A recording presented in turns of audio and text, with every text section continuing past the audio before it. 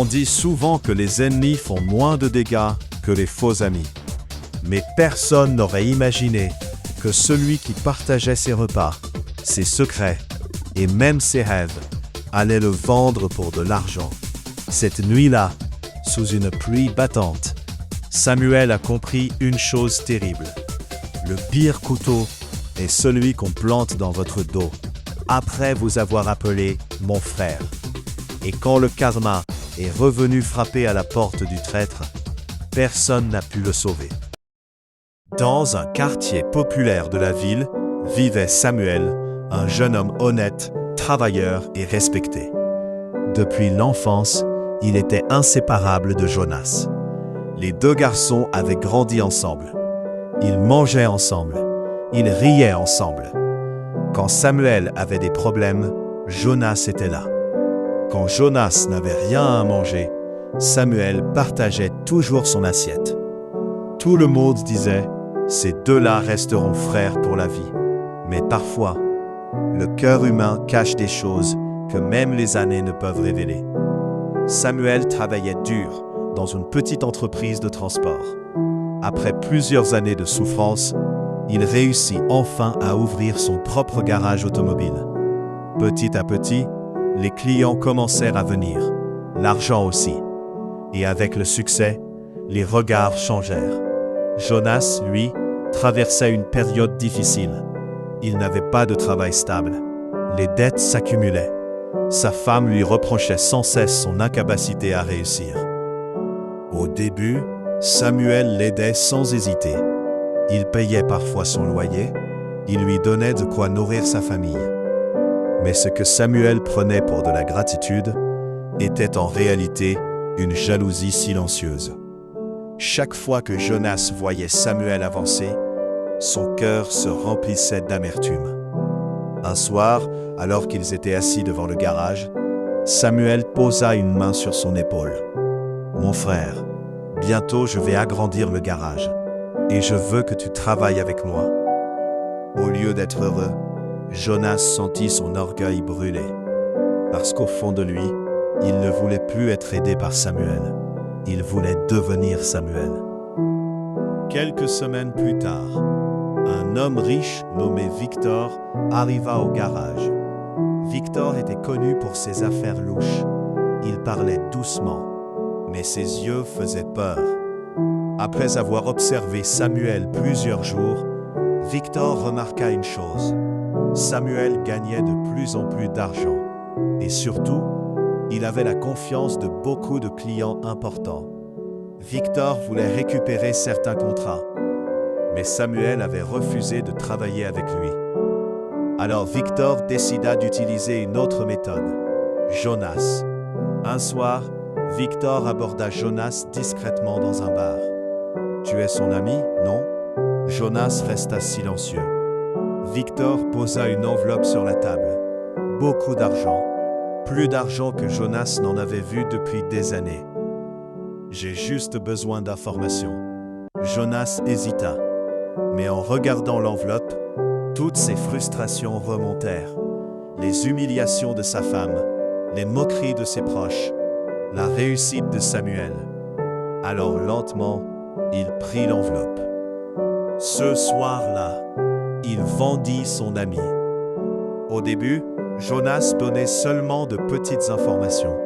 Les rendez-vous, les contrats, les mouvements d'argent. Mais Victor voulait plus, toujours plus.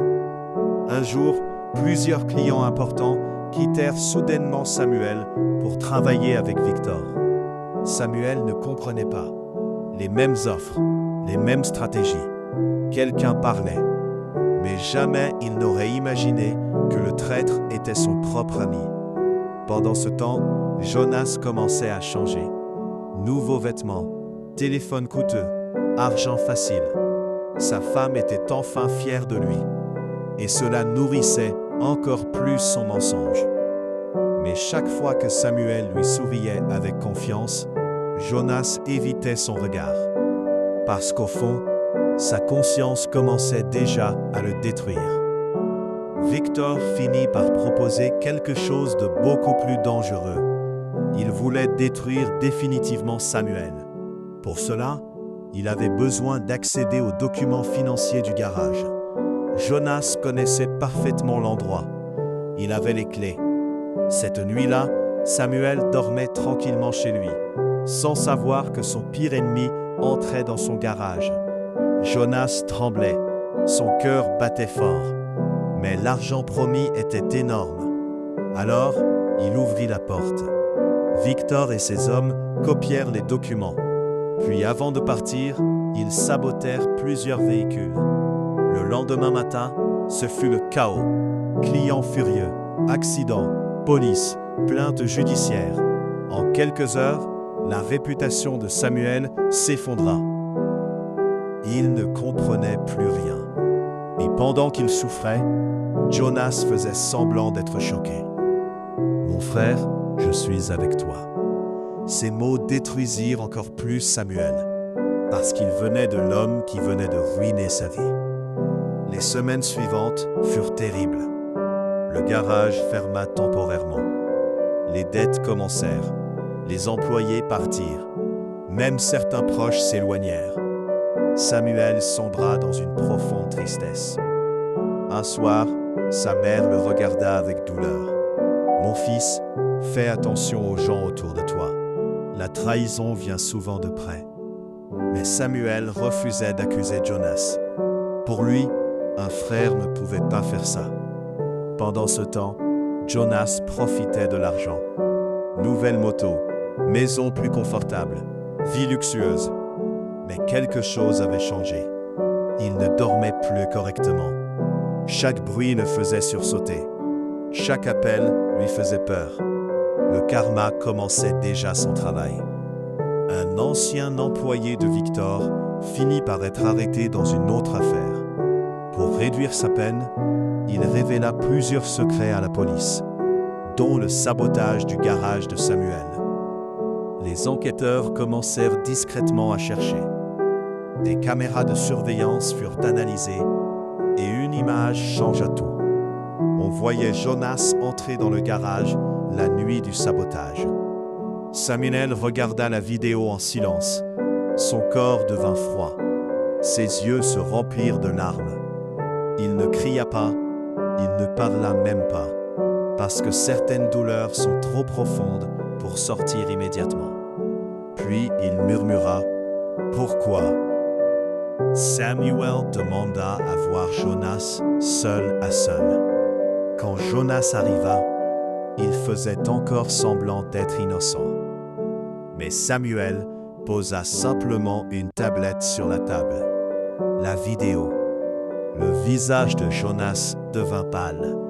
Le silence était lourd, très lourd. Samuel avait les yeux rouges. Tout ce que j'avais, je le partageais avec toi. Jonas commença à pleurer. J'étais fatigué d'être pauvre, fatigué d'être derrière toi. Samuel serra les poings. Alors tu as vendu ton frère? Jonas tomba à genoux. Mais certaines blessures ne guérissent pas avec des excuses. Samuel se leva lentement. Je pouvais accepter la pauvreté, mais pas la trahison.